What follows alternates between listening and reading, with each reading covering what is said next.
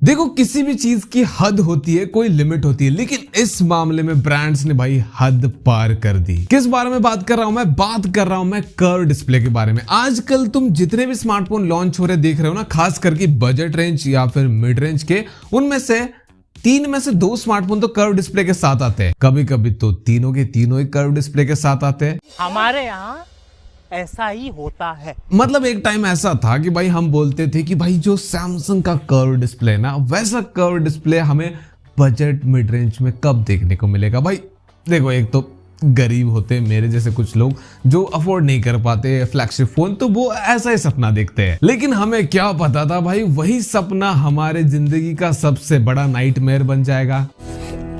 और सिर्फ यही एक चीज नहीं है जो कि ब्रांड्स बहुत ज्यादा दे रहे, एक और चीज है जिसके ऊपर ब्रांड्स बहुत ज्यादा गिमिक कर रहे हैं, वो है परफॉर्मेंस। पार्टी बदल लिया साला।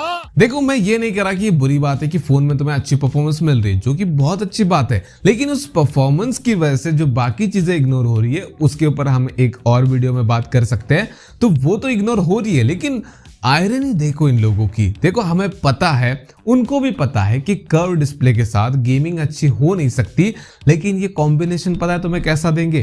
कर्व डिस्प्ले और पावरफुल प्रोसेसर, दोनों चीजें एक फोन में डालकर तुम्हारे सामने रखी जाएंगी और तुम्हें कंफ्यूजन में डाला जाएगा कि भाई तुम इसको लोगे गेमिंग के लिए या फिर नहीं लोगे। बोलो बोलो, टेल टेल। क्योंकि प्रोसेसर को देखकर तुमने अगर फोन खरीद लिया तो भाई कर्व डिस्प्ले की वजह से गेमिंग एक्सपीरियंस खराब होगा, और कर्व डिस्प्ले को देखकर तुमने इग्नोर कर दिया तो तुम्हारे मन में खाएगा कि भाई प्रोसेसर तो अच्छा ही था। भाई ऐसा कॉम्बिनेशन कहाँ बेकार लगता है कि फ्लैट डिस्प्ले और पावरफुल प्रोसेसर।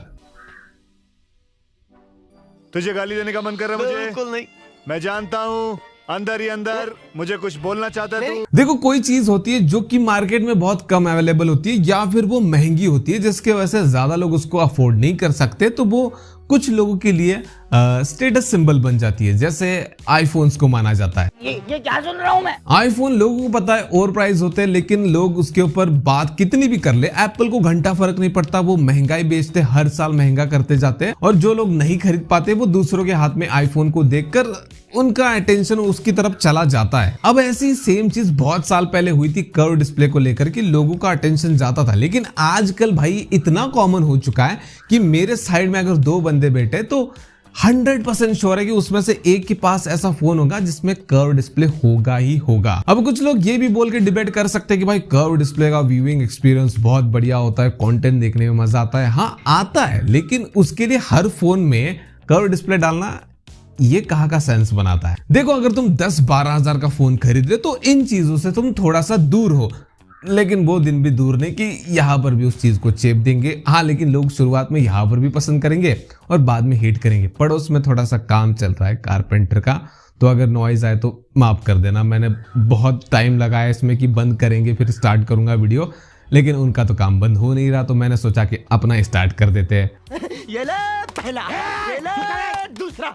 लेकिन जब तुम 15,000 तक चले जाते हो तो वहां पर तुम्हें कर्व डिस्प्ले मिलना स्टार्ट हो जाएंगे, फिर 20,000 तक आते आते थोड़े नंबर्स बढ़ जाएंगे, और 20,000 के ऊपर क्या ही पूछना, क्या ही बात करना, 3 में से 2 फोन तो कर्व डिस्प्ले वाले पड़े हैं। मतलब 30,000 के बाद तुम्हारे पास चॉइस ही नहीं बचती कि भाई तुम फ्लैट डिस्प्ले वाला फोन खरीदो। अगर मिले तो फिर ऐसा होता है कि उसमें कुछ चीजें तुम्हें खटकती है, तुम दूसरे ऑप्शन के लिए जाते हो, दूसरे ऑप्शन में तुम्हें बहुत सारी चीजें अच्छी लगती है, फिर पता चलता है कि उसमें तो कर्व डिस्प्ले है।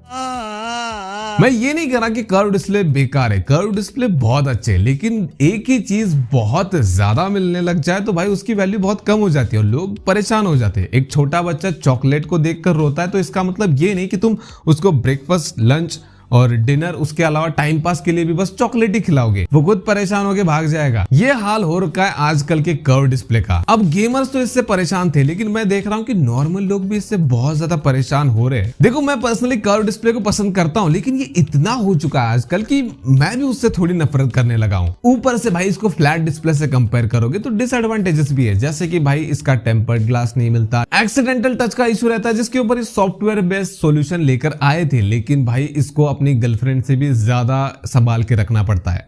खैर उसके लिए गर्लफ्रेंड होनी पड़ती है, वो हमारा मुद्दा नहीं है, लेकिन इसको भाई बहुत संभाल के रखना पड़ता है। अगर गिर गया तो टूटने के चांसेस बहुत ज्यादा होते हैं और खर्चा भी मोटा ही आता है। बाकी इसके ऊपर तुम अपने थॉट बताओ कमेंट में, क्या तुम्हें कर्व डिस्प्ले पसंद है?